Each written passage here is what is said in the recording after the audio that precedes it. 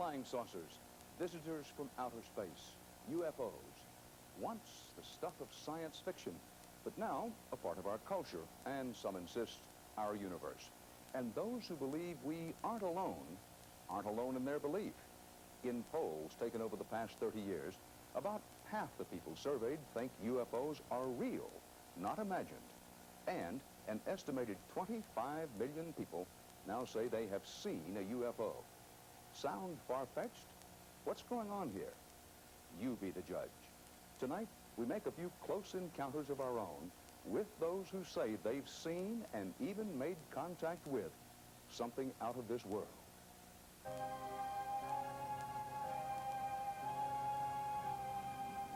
Usually they come when I'm sleeping. It's always at night. I felt myself get up out of the bed, stand. I felt the presence in the room, but I didn't see anything. The next thing I remember is just being sucked out the window.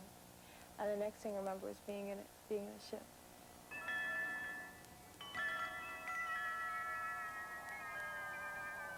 I could feel that there was something here. I didn't know. They were all down the side of the bed. I counted about 4 of them. Their heads were about this. I mean, all I saw basically were their heads. They were all down the side of the bed. And I realized I was helpless, and my life flashed before my eyes. Do you know how you tell the difference between hard-boiled eggs and regular eggs? Same house, same terrifying story, same family in western Massachusetts. Randy and Glindy are brother and sister. An egg that's not hard-boiled will not spin. Yeah, exactly. Do you think that aliens are abducting them? I do believe that something has definitely happened. Aliens. Yeah, aliens or whatever, something of a much greater power than we can even envision.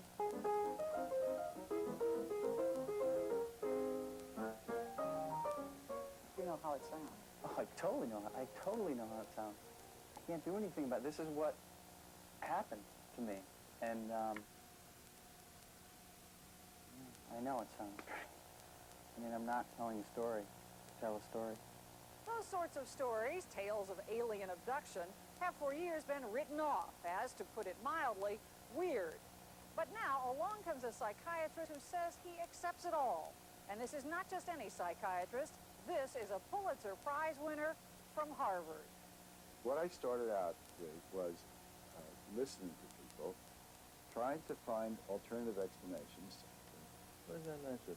Despite 4 decades in medicine, Dr. John Mack says he has never seen anything like this. I don't, in my years in psychiatry, have any way to account for these experiences occurring in these people. I told you what I told you. This is what it is. This is what it is for me. In the last 3 years, Dr. Mack has interviewed over 90 people who say they've been abducted.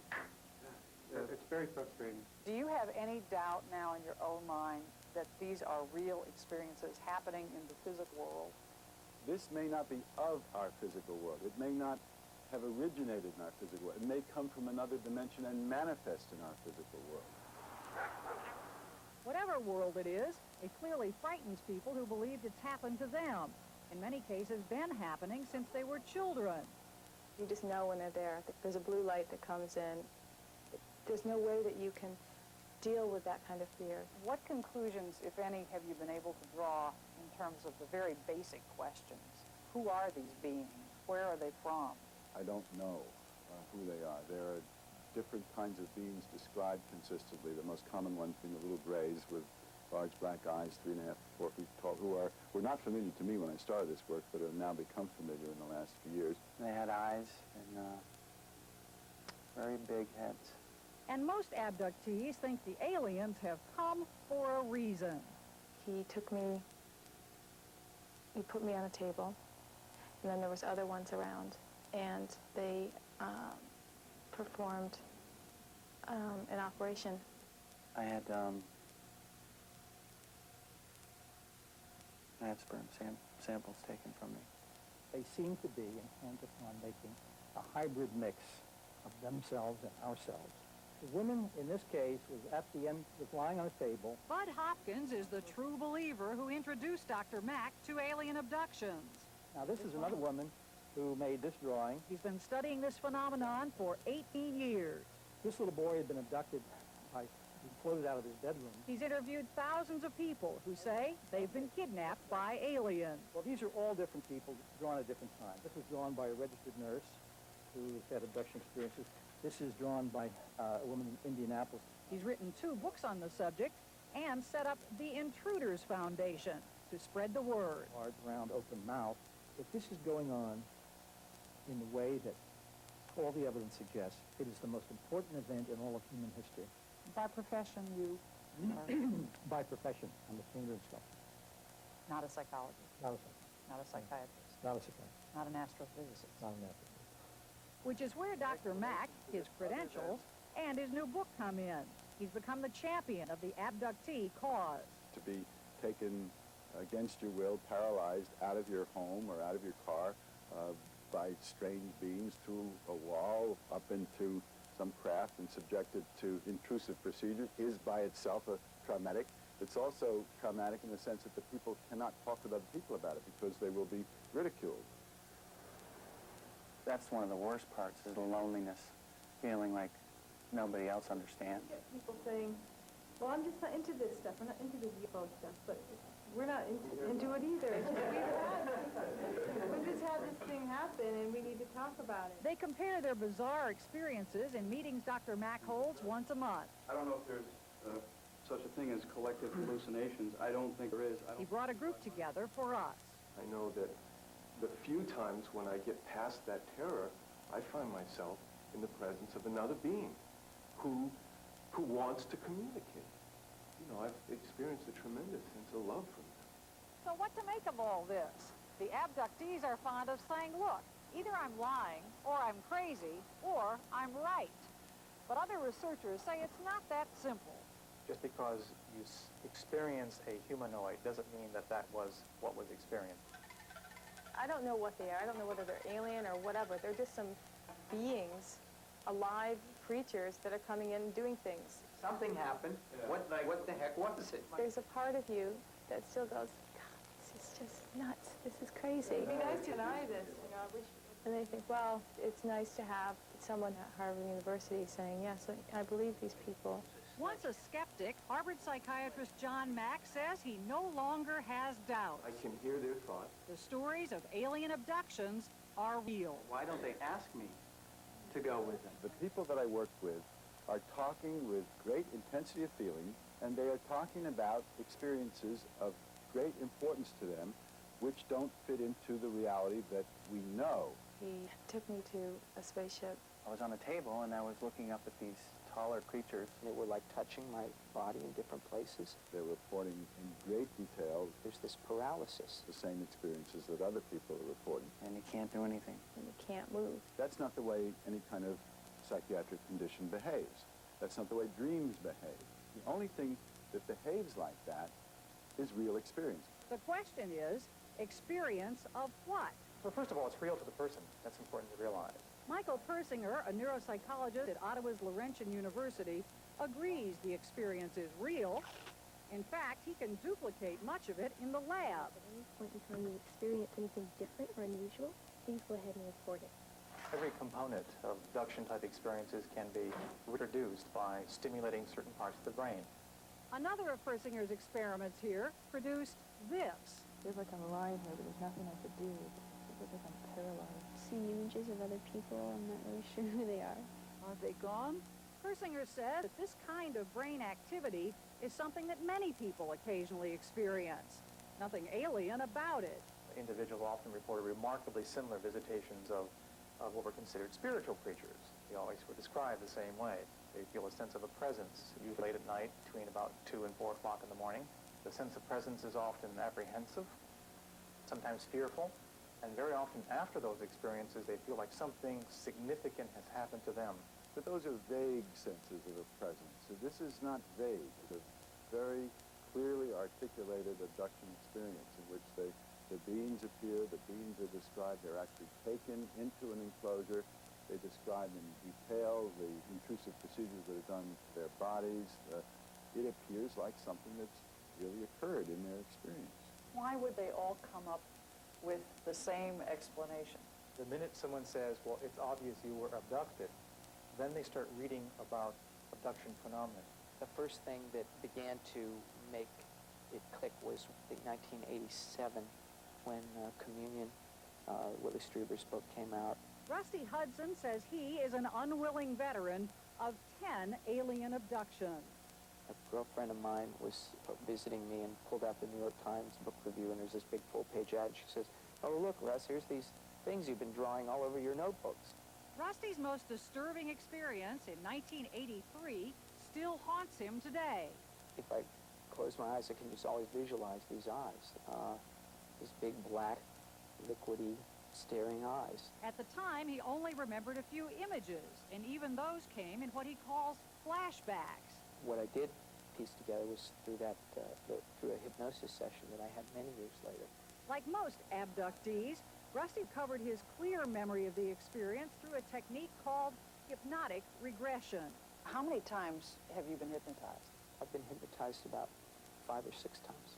It's like the face is emerging out of this light. Rusty agreed to listen with us to a tape recording of his first sessions. It's like all I can see out of the white is the two black eyes. And this part is what I remembered before hypnosis. I don't know if this is real. We'll sort it out later. Just tell what it feels like.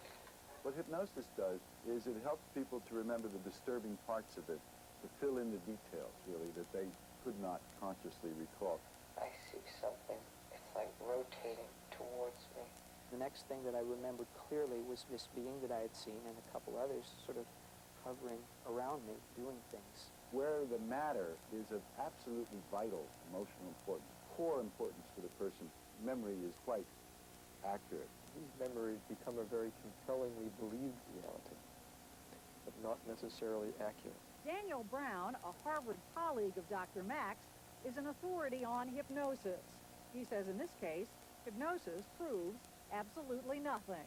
Once the person is hypnotized and gets access to both memory and fantasy, I look again and it's standing there. they will report a mixture of memory and fantasy, but to believe all of that to be the memory. I remember in the hypnosis session just saying, this can't be happening. Beings aren't supposed to show up in rooms. You're not supposed to end up on a table somewhere.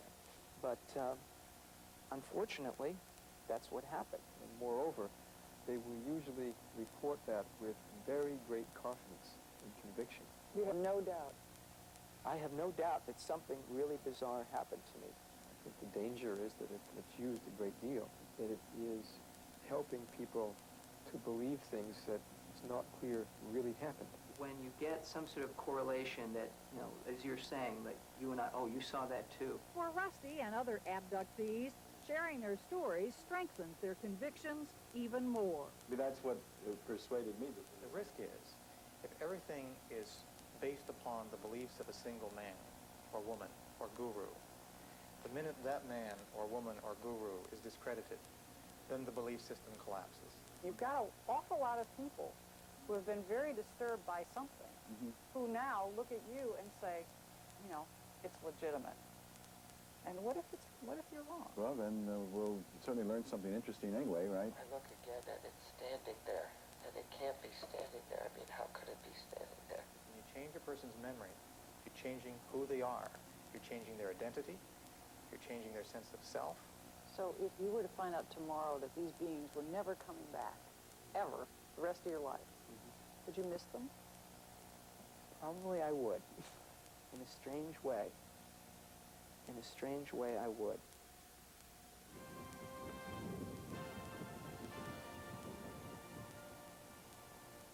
On July 4th, 1947, something crashed in the desert near Roswell, New Mexico.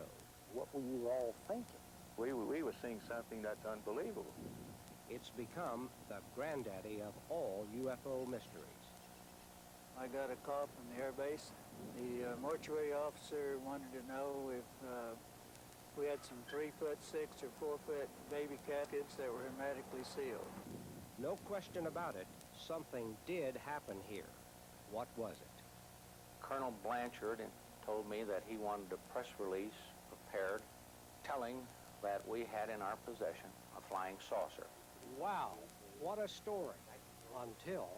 The next morning, I picked up the morning newspaper, and the commanding general of the 8th Air Force had stated we were wrong. That was not a flying saucer. That was a weather balloon. Who the hell would ever believe that we captured a flying saucer?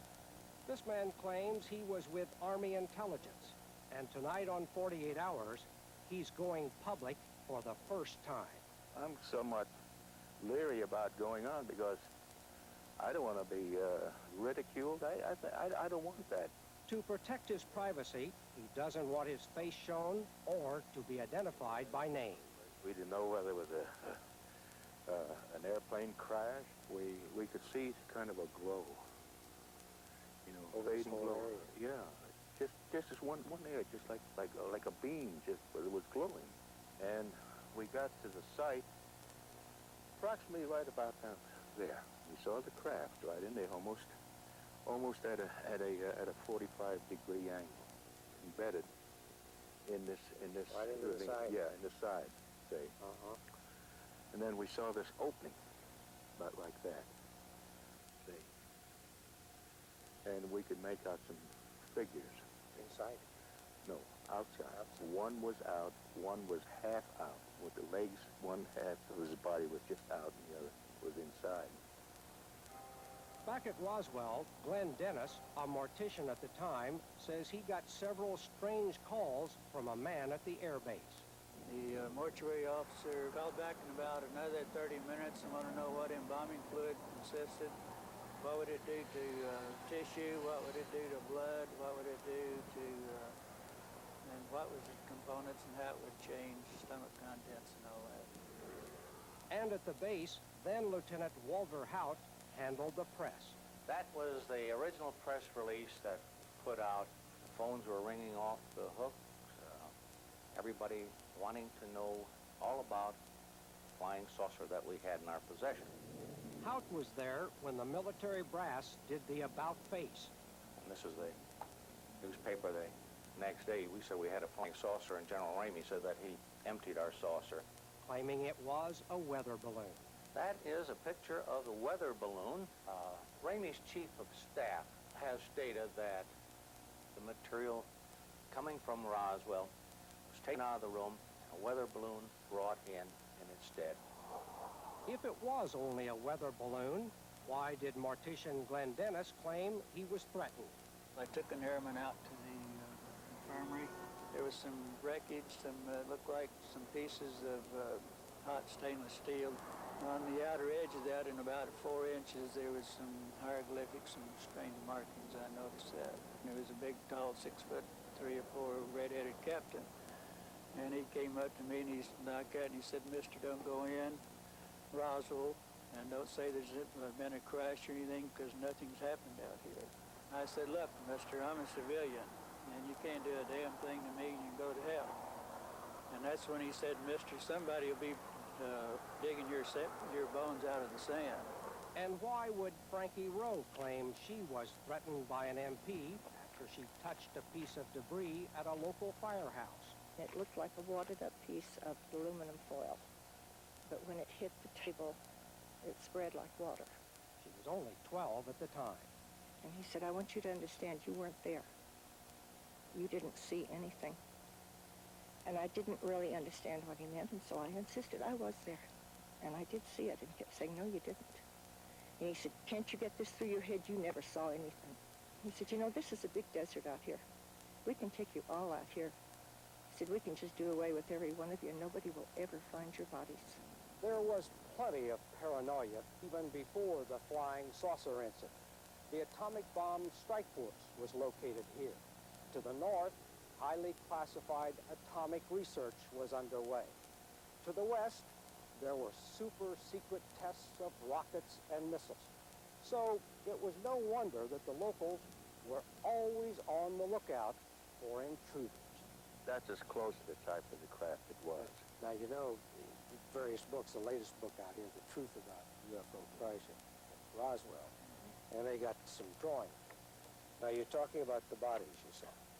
See, the small nose. Eyes like this. About how tall? About 5'3", 5'4", somewhere as tall as that thing. Like that. Bald? Yeah. No hair? No hair.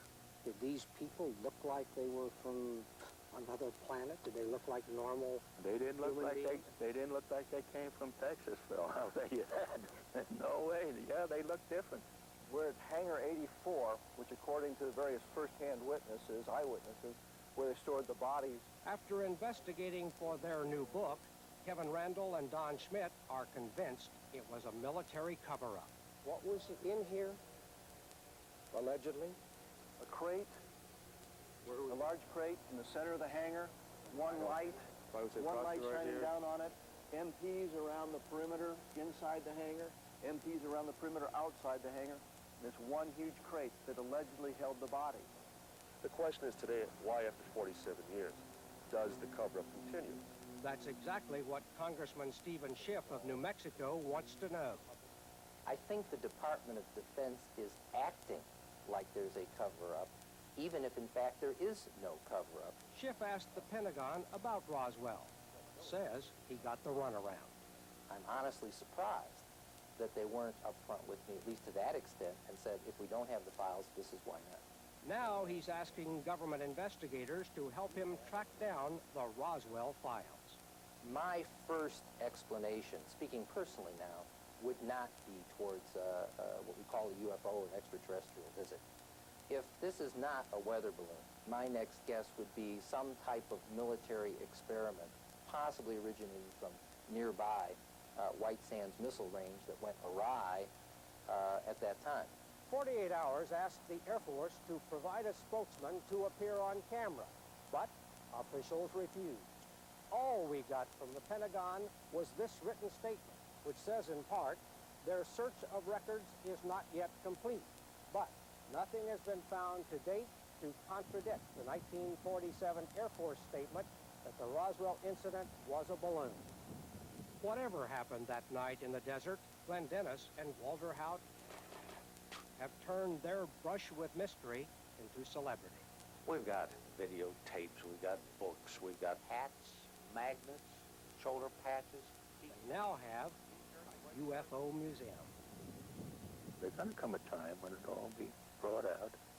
But they may come out and say, hey, we've looked at it again, and it's a weather balloon. Just as we reported back in 47. If they say it's a weather balloon, fine, let them think that. But this man says he knows better. Yes. And several others know better.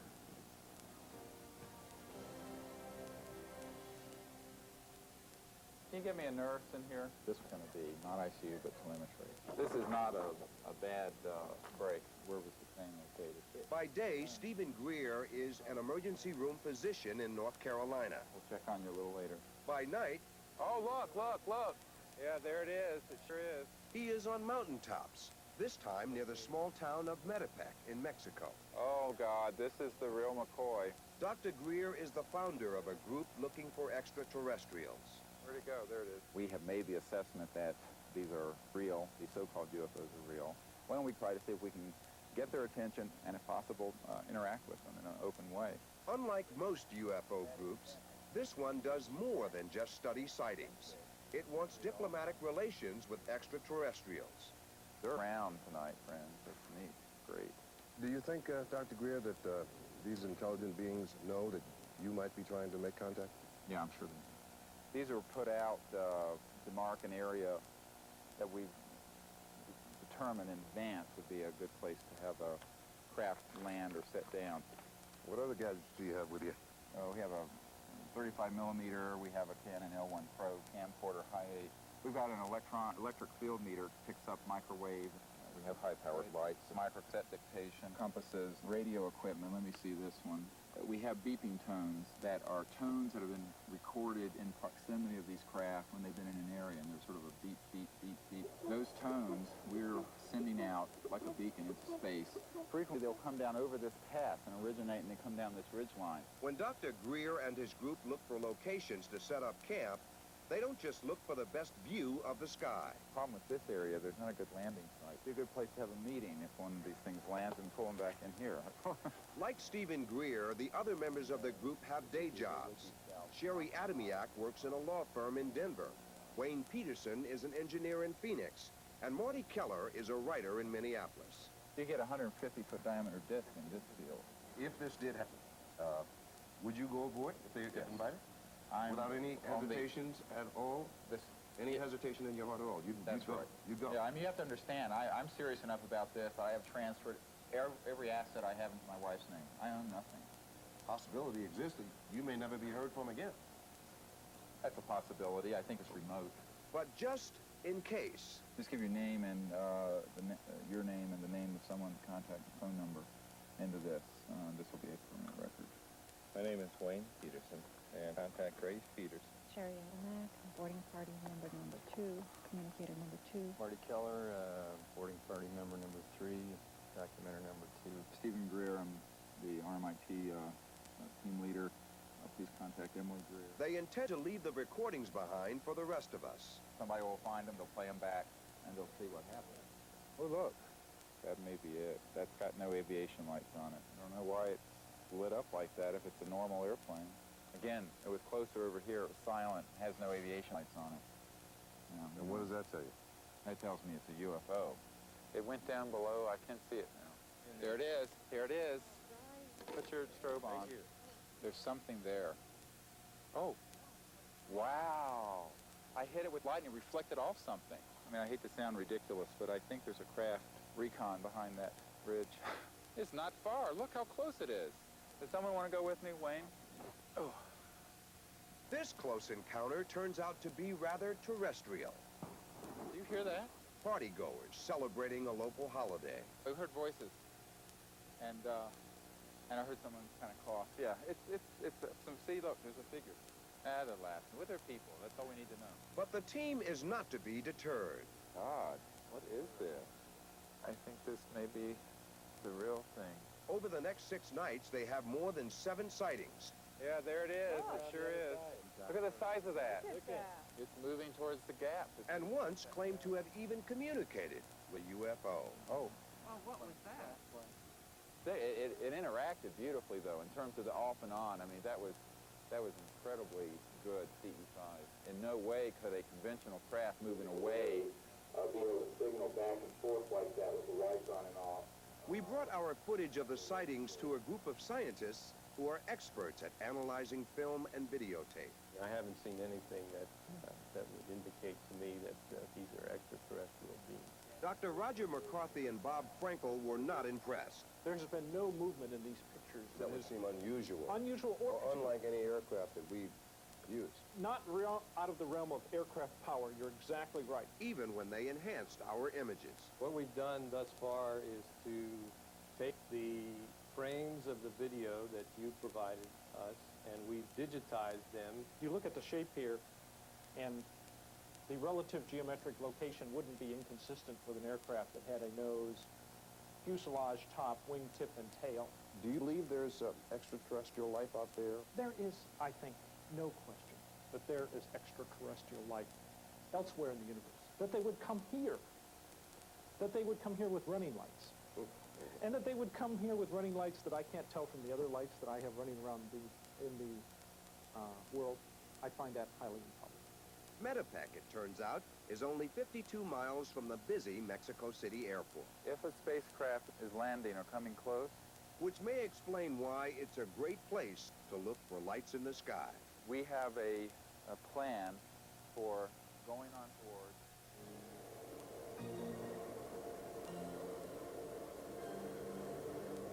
Do I believe that they're spaceships from elsewhere? I would say, what is the evidence? Where is the physical evidence? And if there's no physical evidence, no page stolen from the captain's log, no scraping of alien metals that our metallurgists can look at, no photography done by several independent people of things that could only be extraterrestrial spacecraft. If there's nothing like that, then I say anecdotal stories don't count. Astronomer Carl Sagan, like many prominent scientists, may not believe we are being visited by aliens. But at the same time, the stuff of life is absolutely everywhere. Comets to the outer solar system, the cold, dark, near vacuum between the stars are all loaded with complex organic molecules, the very sort that you would want to have for the origin of life. We see forming planetary systems everywhere. We know that the evolutionary process is nothing unique to the Earth. It really looks as if life ought to be everywhere. And if ET exists, Sagan is betting it will call before visiting. This 84-foot radio dish in Massachusetts is a kind of extraterrestrial answering machine. It searches for radio waves coming from space. The project is funded by Sagan's Planetary Society. The whole galaxy is turning like a big pinwheel. And run by Harvard physicist Paul Horowitz. How many frequencies are you listening to right now? Right now as we speak? This radio system is 128 times 64,000 individual channels. That's about 8 million, a little over 8 million. And these are 8 million radio channels simultaneously observed. It's like having 8 million radios on your desk, each one tuned to an adjacent radio frequency. Making sense of all those radio waves would require superhuman powers. So Horowitz built a supercomputer. We had the boards fabricated. We actually soldered them all ourselves. All those little solder joints, there's about 500,000 of them. It listens to all those radio waves and records the ones that stand out and can't be readily explained. Here's a reasonably strong one at 19.72. This is too strong ever to be a random signal. So if ET calls, that's what it looks like. Well, maybe they'll call some other way. Any experiment you do here, you're making some assumptions. We're assuming, first of all, that they exist, that they're using radio signals at the frequencies that we like to receive, and of course, they were pointed in the right direction. Any of those things, all of those could be wrong. It's kind of a long shot. But after 9 years and more than 10 million signals, this is great. That's 10 million, Horowitz says he has found something. 37 signals that can't be explained. And these little bubbles and dots are the positions of the 37 signals that survived all our cuts.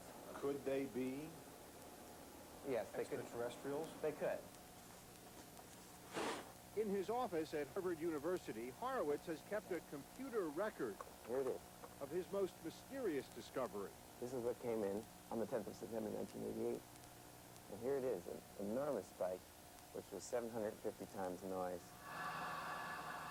750 times noise. That's 750 times stronger than this noise.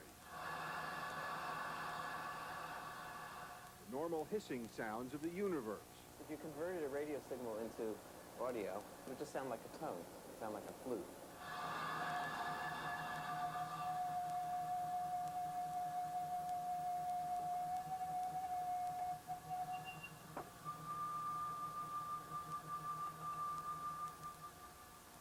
It is not enough for the scientists to hear the signals only once. They have to be heard repeatedly and from the same place in the sky. And that's the problem with the 37 signals that aroused so much interest here. They were never heard again.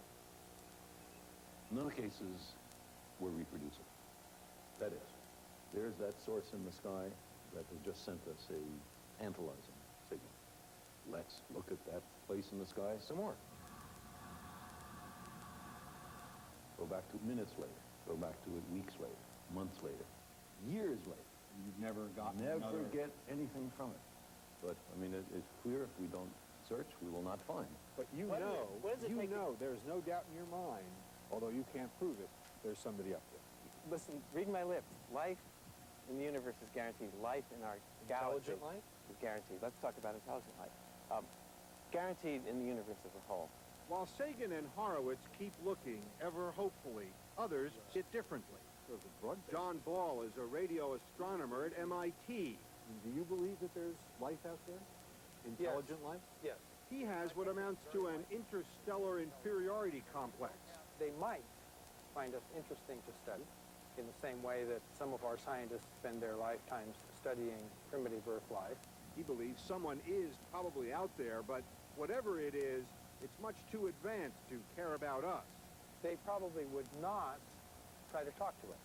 Why not? Because for the same reason that we don't try to talk to ants or bugs. Well, so Paul Horowitz is just down the street here, a couple miles away, you know, with his ear cocked to the universe, waiting to hear any sign, anything at all. Is he wasting his time? It's like looking for a needle in a haystack, but you need to know that it's a needle you're looking for, as opposed to a thimble. It also helps to know where the haystack is. Yeah. It is respectable to talk about extraterrestrials. Talking about their existence isn't enough for Sagan. He wants proof. Are we alone? Are we who have evolved on this one lonely planet in this tiny sliver of time and immensity of ages? Are we the only ones? And if we're not, what are those other guys like? It seems to me it would be the most extraordinary discovery in the history of the world.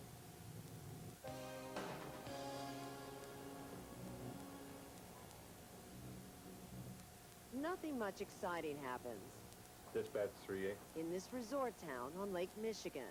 I have a 92-year-old male with a hip fracture. Nothing exciting, that is. 911. Until the night they came. Is there any Air Force airplanes or helicopters flying around in Allegan or Ottawa County tonight? The lights were moving in a circular motion. What is that? There was an unusual mass. Looked about the size of a small thunderstorm. And it started coming towards us.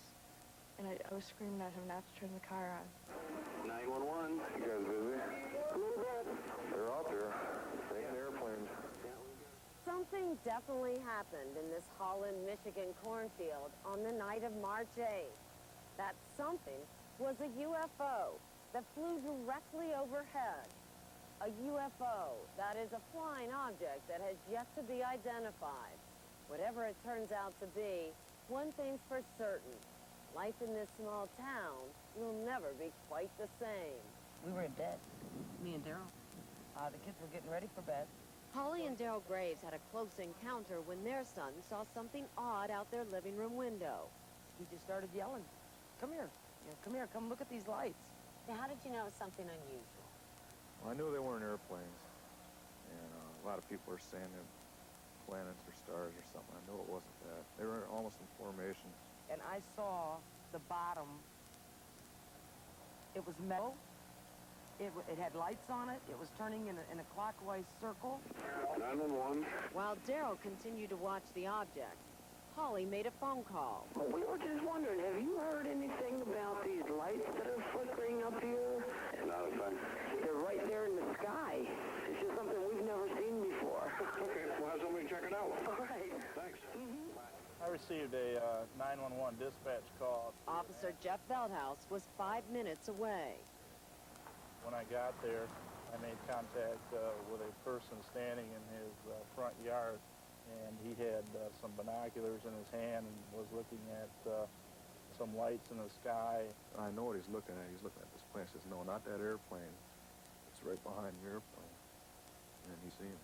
The lights were moving in a circular motion rather than a strobing or a flashing light that I was used to seeing on aircraft in this area. Once I got in the car and started to drive and attempt to relocate the lights in the sky, I lost sight of them. But the things the officer lost sight of may actually have been captured on radar. The whole episode was about 20 minutes long. Leo Grenier of the National Weather Service. Well, our man on duty was called by the Ottawa County Sheriff and asked to look at the radar. You getting anything weird down in the southern Ottawa County area? I'm looking at it in the vertical now, and I'm not really... Let's see, wait a minute, there's something right there. Oh, it moved. Let's see. Yeah, there's something big down there. Wait a minute, that's really strange. These masses were moving in short spurts, not at all like an aircraft, which is generally going to be flying in a straight line. Well, oh my God, what is that? Well, there's three. They're separated by about, looks like about 5,000 feet in height. But the radar in the witness witnesses may not have been seeing the same thing. One of the discrepancies is the nearly 25-mile difference between the position of or location of our radar echoes and the location of the people near Holland, Michigan. These are huge returns. I've never seen anything like this. We're still kind of saying to ourselves, what was it? You know, what was it? But we're very glad it happened to us, and I would like it to come back. She may just get her wish. The Michigan sightings are still going on. So, are we alone? More than 50 years ago, thousands of Americans thought they had the answer when Orson Welles declared Martians had landed in his famous radio broadcast, The War of the Worlds. Now as then, stars continue to captivate us. And tonight we still look to the heavens. Some of us with certainty, some with skepticism, but all of us with wonder.